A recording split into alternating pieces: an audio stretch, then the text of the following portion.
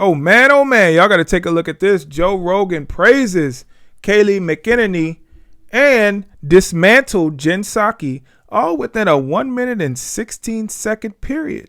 So let's check it out. When Jen Psaki said these vaccines are approved by the FDA, which is the gold standard, that was a lie. They weren't approved. This was not true. They had an emergency use authorization. Facts. They weren't approved. But she was a propagandist. I mean, when she's working for the White House, she's this person that, answers questions, and most of it, the hard questions, were all by Peter Doocy on Fox News. He was like the only guy that was like pushing back against her, and she just fucking flat out lied on not just one occasion. Facts, Joe Rogan, 100% correct. And then we have the new White House press secretary who's doing exactly the same thing, but she's worse at it. Can you believe that?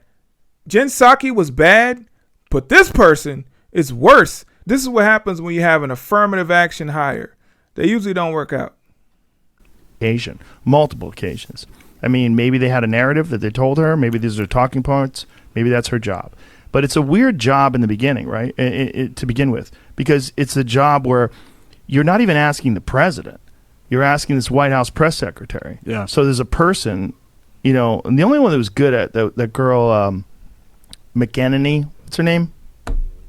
Kayleigh McEnany, the one who worked for Trump. That lady was a fucking assassin. That lady had like binders with like footnotes, and anyone would say something. She goes, "That's interesting because actually CNN said this," and then she would like quote it back to them and stuff it in their face. That lady's the best ever at that job. She's the fucking Michael Jordan of White House press secretaries. She's a fucking wizard. Facts on facts. Kayleigh McEnany was a savage. She always was prepared. There was never a question that she couldn't answer. You wouldn't catch her going, well, or I'll circle back on that. I'll circle back. I got to circle back on that. You wouldn't catch her doing that because she was always prepared. As soon as they would ask her a question, she'd pull out the binder and she'd have tabs on every single subject that they could possibly talk about her. She'd go to the tab and then she'd read it off. Speaking of Kayleigh McEnany, I'm going to show you, and Joe Rogan, what he said about her being the Michael Jordan of press secretaries, I'm going to show you exactly why he's 100% correct, because we're going to look at some of her best moments. So let's check this out. Here's one. Thank you. So one Russia follow-up and then a separate issue. I just want to be clear, there are congressional leaders who are being briefed on the Russia situation, but the president has still not been briefed on the situation? Look, this has been asked and answered. The president is briefed on verified intelligence. And how does he know, if he hasn't been briefed, how is he certain that Russia didn't put out these bounties? The president is briefed on verified intelligence. And again, I would just point you back to the absolutely irresponsible decision of the New York Times to falsely report that he was briefed on something that he in fact was not briefed on. And I really think that it's time for the New York Times to step back and ask themselves why they've been wrong so often. The New York Times falsely claimed Paul Manafort asked for polling data to be passed along to Oleg Deripaska before having to issue a correction. In June of 2017, the New York Times falsely wrote all 17 intel agencies had agreed on Russian interference before having to issue a correction that it was only 4 agencies. In 2017, February of that year, New York Times published a story claiming Trump campaign aides had repeated contacts with Russian intelligence, which even James Comey has said was almost entirely wrong, New York Times.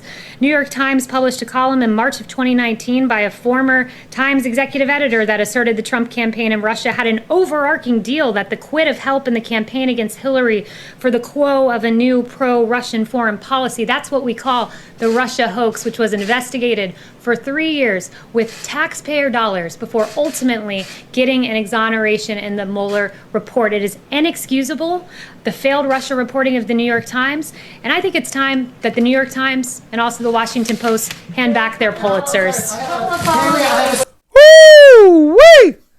You don't get any better than that. I'm sorry. That is just awesome. See, her job was not just to be the White House press secretary and answer questions on behalf of President Trump and the President Trump administration. Her job was to hold the fake news media accountable for their actions. And you saw it right there. So They gave her this crazy information, asked her these crazy questions, and then she throws stuff right back in their face. Oh, okay, you want to ask me about this? Okay, well, why don't you guys think about this and what you guys said and how you guys were wrong? That's exactly what a press secretary should do, because we know that the media constantly attacked Donald Trump. Every single day, they wrote fake news. They wrote false narratives about this president. And when she got up there, it wasn't like she was amongst friends. It wasn't like she was amongst people that had her back. There was probably only one or two people from Fox News and OAN and stations like that were actually on her side. The rest of the people in there just wanted to attack her. That's all they wanted to do. They cared nothing about getting a story. They just wanted to attack her. They wanted to attack the Trump administration. And she was the best at putting them in their place. So let's check out another clip. And I'm a little dismayed that I didn't receive one question on the deaths that we got in this country this weekend. I didn't receive one question about New York City shootings doubling for the third straight week, and over the last 7 days, shootings skyrocket by 142%. Not one question. I didn't receive one question about 5 children who were killed. And I'll leave you with this remark by a dad. It broke my heart. A dad of an 8-year-old lost in Atlanta this weekend. They say Black Lives Matters. You killed a child. She didn't do nothing to nobody, was his quote. We need to be focused on securing our streets, making sure no lives are lost, because all Black lives matter. That of David Dorn and that of this 8-year-old girl. Thank you. Got him. Oh, hold on. Let me play this. Mic drop. 100% mic drop. Mic drop. She was known for that. She was like the queen of mic drops. Every single time she went up and talked to the press, she was dropping mics. I mean, I don't know. Like, she just probably just had a floor full of mics underneath the podium because of so many mics she was dropping every single day. But kudos to her. I mean, I wish Trump was back in office. And if he's back in office, he got to bring her back because she is amazing at that job. Let's check out another one. Kayleigh, in a previous life, before you were press secretary, you worked for the campaign. And you made a comment, I believe, on Fox, in which you said President Trump will not allow the coronavirus to come to this country. Given what has happened since then, obviously, would you like to take Hey, y'all got to stay for this one because this was crazy. that back? Well, first, let me note, I was asked a question on Fox Business about the president's travel restrictions. I noted what was the intent behind those travel restrictions, which is we will not see the coronavirus come here. We will not see terrorism come here, referring to an earlier set of travel restrictions. I guess I would turn the question back on the media and ask similar questions. Does Vox want to take back that they proclaim that the coronavirus would not be a deadly pandemic? Does the Washington Post want to take back that they told Americans to get a grip, the flu is bigger than the coronavirus? Does the Washington Post likewise want to take back that our brains are causing us to exaggerate the threat of the coronavirus? Does the New York Times want to take back that fear of the virus may be spreading faster than the virus itself? Does NPR want to take back that the flu was a much bigger threat than the coronavirus?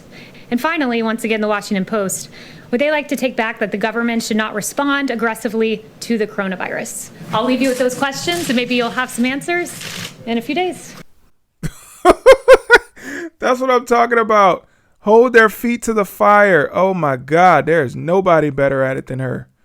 All right, we're going to do a couple more. So the Proud Boys are people who consider them to be members of this group. And you can see as soon as they ask a question, she flips in her binder to that tab about that subject. That is, wow. Voice to these misogynistic, Islamophobic, anti-Semitic, anti-immigrant views. They're a despicable group by pretty much anyone's standards. So when the president was asked about them and you say he denounced them, that's what you're insisting that he did on the debate stage the other night.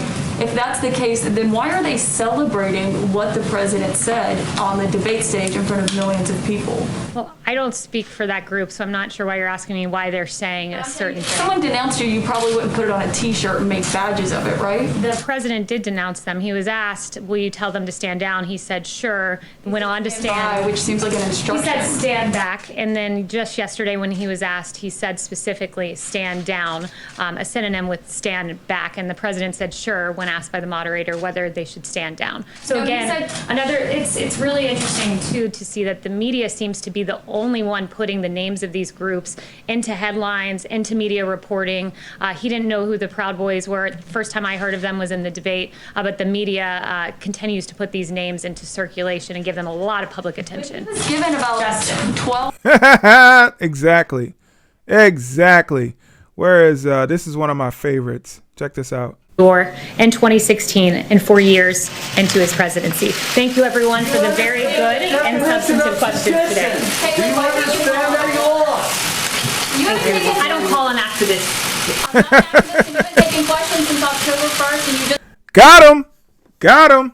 That's exactly what they are. That's all they do. They're just a bunch of activists. These people don't care anything about journalism. They don't care about getting the facts right. They don't care about delivering the right information to the American people. All they care about is generating headlines that'll give them clicks, that'll make them more money.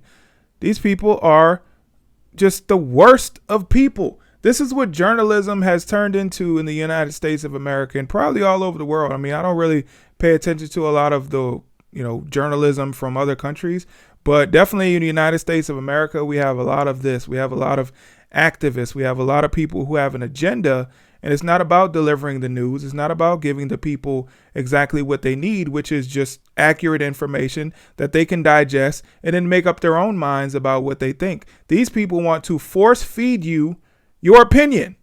So they give you the information, and then they also give you what you're supposed to think about it. So during the Trump presidency, we saw that every single day. These people were saying things, writing things about Trump that were just 100% not true. So they would tell you what Trump said, and then they would give you what they thought he meant, and then they would give you what you should feel about what he said. So we have a lot of people going out there right now that have TDS, Trump derangement syndrome, because the mainstream media basically fed them Trump derangement syndrome. The mainstream media basically told them, hey, you should hate this person, and this is why you should hate this person. It doesn't matter what your logical brain tells you about what he says.